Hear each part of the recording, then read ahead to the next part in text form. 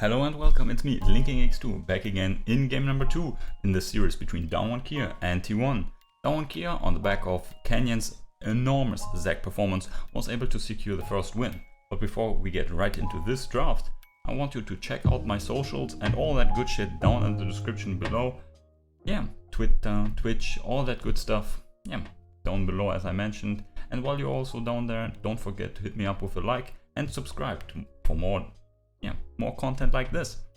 Also, this is draft number 2, so check out my channel to find video number 1 where we went over the first draft in this series. So, after what we saw in the last one, I expect T1 to ban out the Zac. I mentioned that already, that if the Zac makes problems, they're sure to hit him in the ban phase, as Zac, a very unique jungler, and it was completely evident that the T1 players had no idea, absolutely no idea, how to face this champion.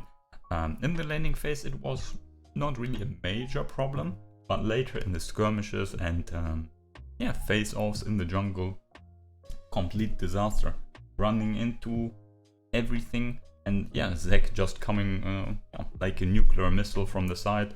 So if this ban down there, if this isn't... What are you doing? What are you doing, T1? Oh no. So absolute same bans just like game number 1.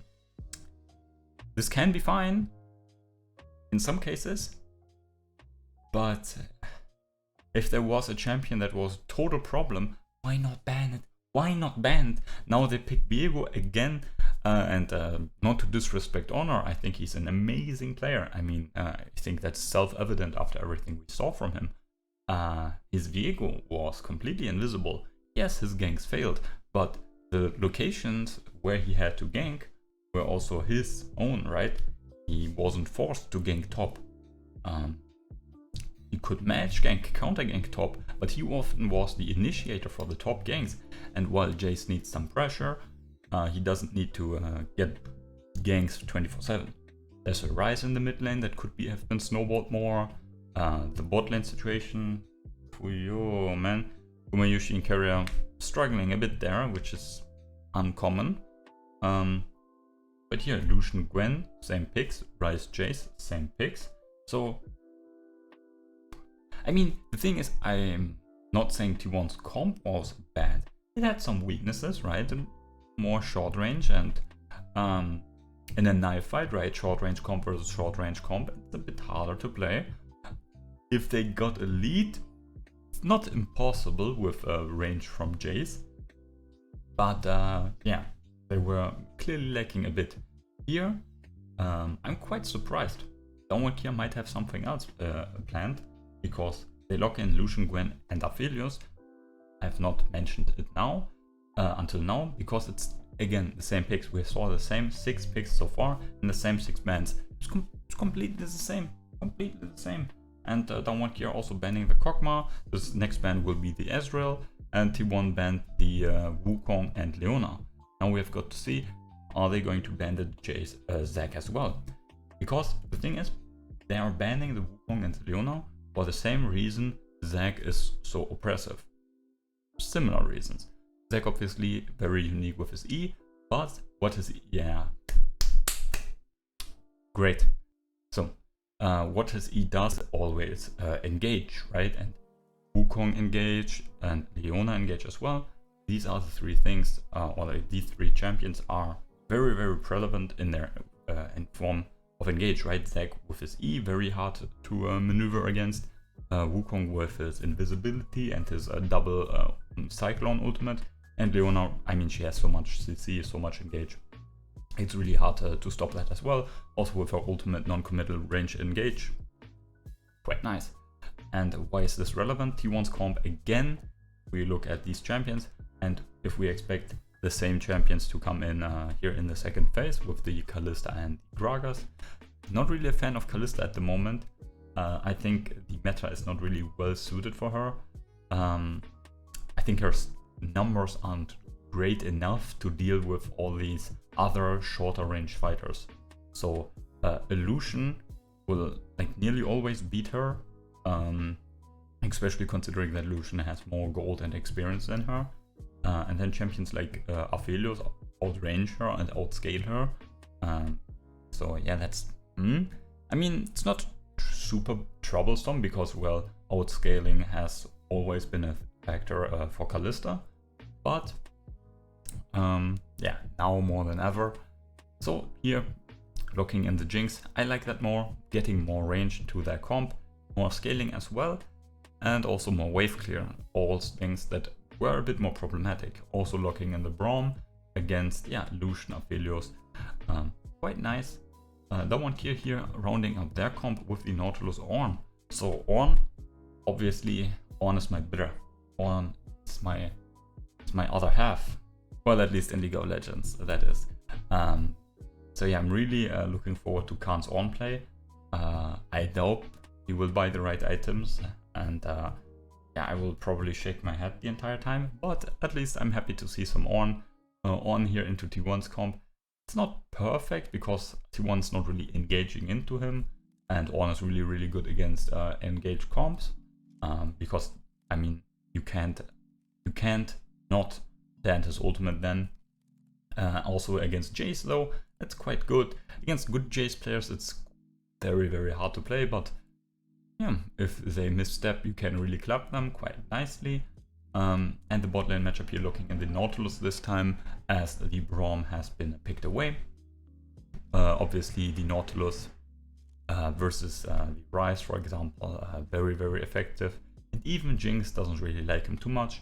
We have to see if either of these two have picked Cleanse, because obviously the point and click ultimate against these champions is quite harsh. Dawankia doesn't have too much engage elsewhere.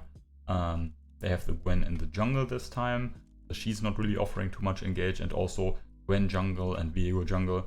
I'm absolutely not a fan of this. I think the champions are super busted, and we saw it last game what Gwen can do. But put them in the jungle, they lack XP, they lack gold, they can get yeah, beaten quite easily, because yeah, what is the problem with a jungler if he falls behind? He's going to get completely dumpstered, right? His camps are gone, stolen by the enemy, stolen by his teammates, won't get any more gold and XP, and he will stifle and fall further and further behind. And for a scaling champion, where your early game is rather weak, oh no, Fake, what are you doing? For a scaling champion with weak early game, you're prone to fall behind, and you're prone to well, yeah, suffer a bit from some missteps. So you're bound to also lose yeah, some camps. So putting these scaling champions that could be placed into the top lane, into the jungle, it's not that great. Yes, it is done to like protect them, because they can't really be attacked in the jungle in the same way as they are in the top lane. But I also disagree with that.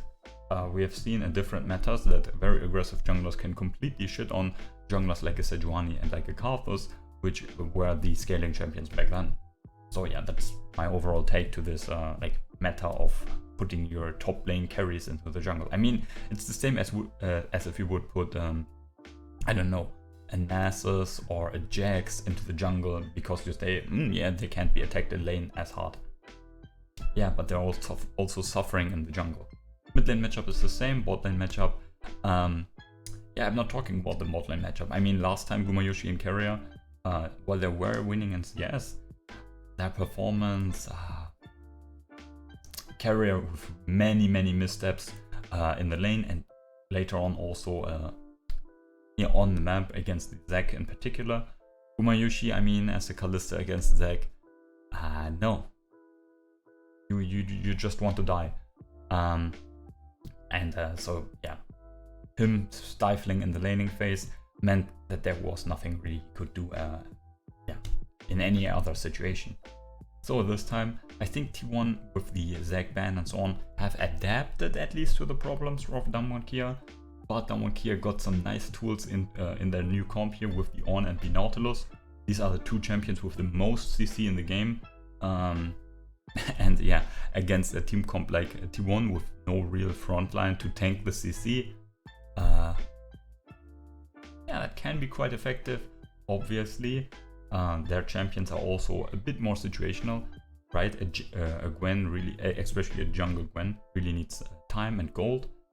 Illusion also is he needs a snowball, and an Aphelios really needs to be enabled by T1's positioning. So yeah, it's T1. Downward Kia's comp can really mess up T1, but it's not as one-sided as I would say with the X factor that the Zac offered them. T1 with the new bot lane, I think that's better for the later stages. I think Jinx is just more consistent than Kalista is, and while Kalista has this great factor of enabling the support, it seems Carrier has a bit of an off day, so yeah, the value of Kalista then goes down also. So as an absolute T1 stan, I'm just going to say we see each other in game number 3. I do not know this yet, but well, I absolutely believe in T1 supremacy. So yeah, they will beat Downward Kia, and yeah, then we will see each other in game number 3. Till then, stay safe and have a great time.